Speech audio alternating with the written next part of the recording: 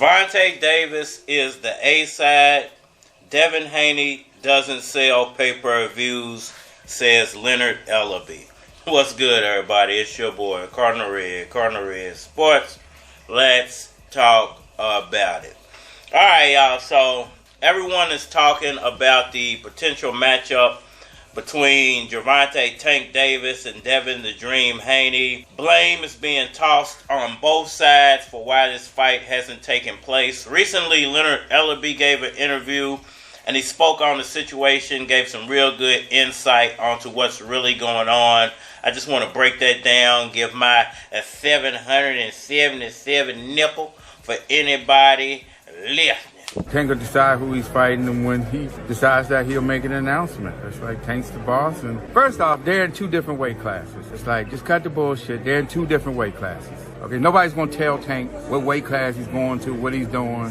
Fuck all that. That's never going to happen. At one point, they were in the same weight class. Some people will have you believe that Arum had a plan, and he put a plan together with a lightweight tournament where he would control all the belts, okay? Arum controlled the whole thing. Nobody's going to tell Bob Arum how to run his company. He signed him for a reason. He was a major piece. Haney did his thing, won the titles, but they had a plan, and it's all in-house. All the nonsense talk about we could have made this fight and that fight, it's all bullshit. Every one of those guys would have been the B side or the C side or whatever you want to call to a Gervonta Davis, okay? None of those guys had ever been on pay-per-view, had done what Tank is doing, so the business is going to dictate what deals look like, okay? All right, y'all. So, Leonard Ellerbe, Gervonta Davis, Devin Haney. What's really going on? Well, Leonard Ellerbe recently gave an interview, and he spoke about this fight. Anybody ever tell you look like a struck match? And he has some real good insight onto why it hasn't taken place just yet and may not take place at all. I think the number one thing he spoke about was the fact that both of these guys are in two different weight classes now.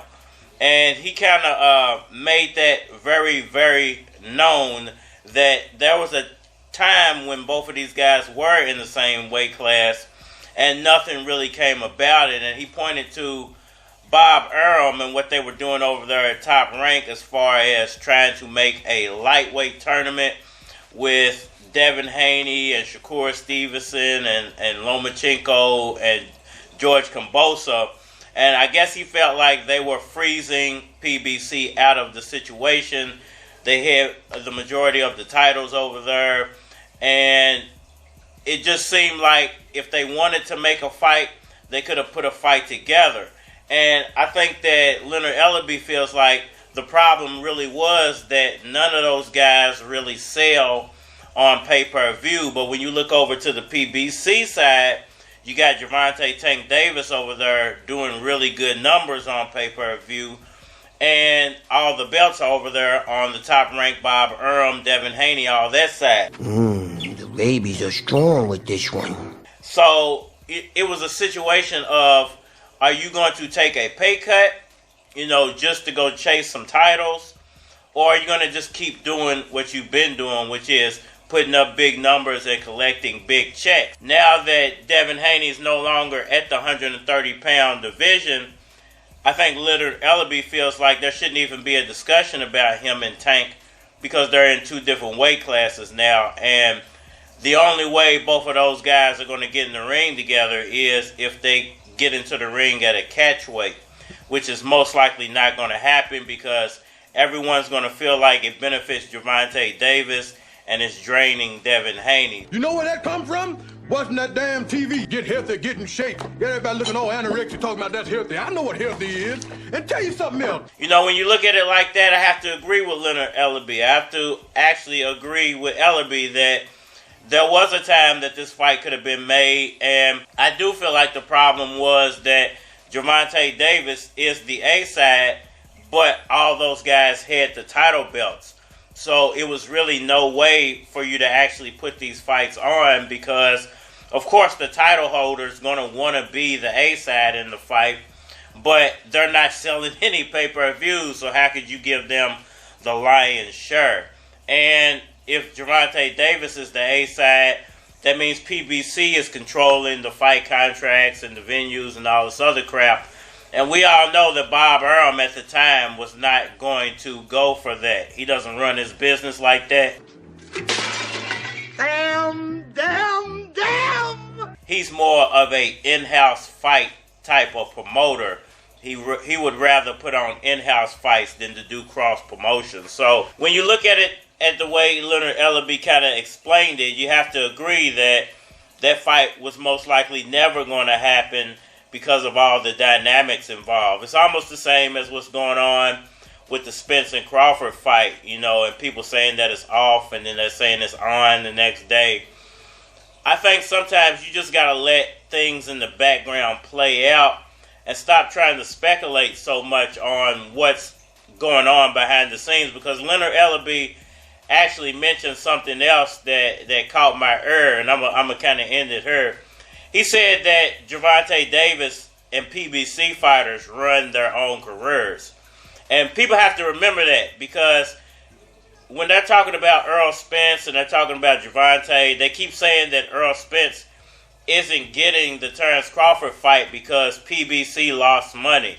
Well, if PBC is allowing their fighters to basically eat how they weigh, you know, he said that you get paid how you weigh, that means that those guys pretty much control their own careers. And I highly doubt a guy like Earl Spence, who's controlling his own career, is going to throw a Terrence Crawford rematch down the toilet based off what the public is saying. Do you speak English? So, you know, I'm still riding off what I said. I don't think that it's over with yet. And I do feel like that Gervonta Davis is just doing what he's supposed to do, which is putting up big numbers on pay-per-view and collecting big checks in the background.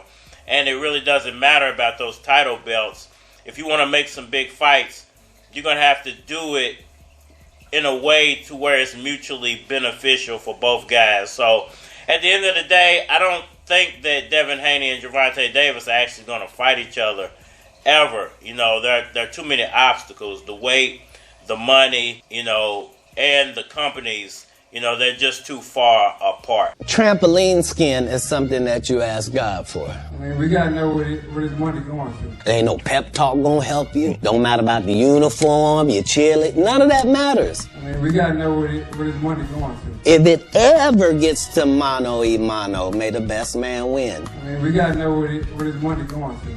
And if you've been living your entire life trying to be the best man that you can for yourself, I mean, we got to know where his money going to. Then you should feel great about those odds. Y'all let me know what y'all think about all that down in the comment section below. Hit the like button for me. Share. Subscribe. Holler at me on all social media platforms. Facebook, Instagram, YouTube, Twitter. But you're more than likely to get a response on the tubes or holler at me over there. If you want to collabo, feature a product or your channel on my channel, feel free to hit my Gmail, because it is a flock of cards at gmail.com. And we are man in here, you big dummy. Word strapped up, dog, it ain't nothing. Keep a gang of hoes lined up, ready to bring something. I'm a player in my own right. Blow a eye, tote that. Cop an elbow just to roll it up and smoke that. Cause you ain't heard about me. What? Yeah, it's Katie in the club 50 deep with an entourage of killers. Yeah, we tote tax. And we stretching niggas out, they call us both blacks. Got them hiding and ducking, chain tucking. I'm a wild motherfucker. Grip the grain, then I peel out. Motherfucker, got the city on lock. I'm a king.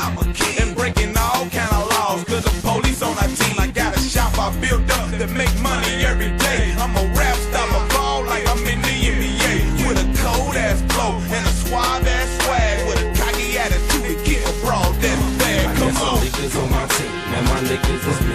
I got some bitches on my team, man, my bitches is cool. I got some niggas on the block, they ain't scared of police. I got some niggas in the hood, let me know what's good. Big grill, big blocks, big Chevy, big blade, big beat, big E, big money, big play, big diamonds, big wheels, big brains, big shine, big chains, big gold, big flows, big time. Hey, yo, I take a hit of the weed and contemplate how I'm about to make the whole city congregate. Where I'm from, constant hate is commonplace. See the look upon my face, my ganja's great. KD told me that he was down south and he heard about keys through word of mouth. Now that's the type of shit to let you know I'm on the grind. A lot of niggas like I bet he blow, it's about time.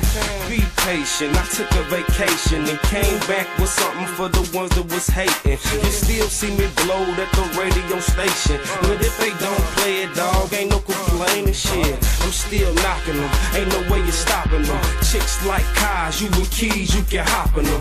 And you a true bitch, I stay off the brandy like Q Rich, trying to get a few chips. I got some niggas on my team, and my niggas is me. I got some bitches on my team, and my bitches is me. I got some niggas on the block, they ain't scared of the vibe. I got some niggas in the hood, let me know what's up.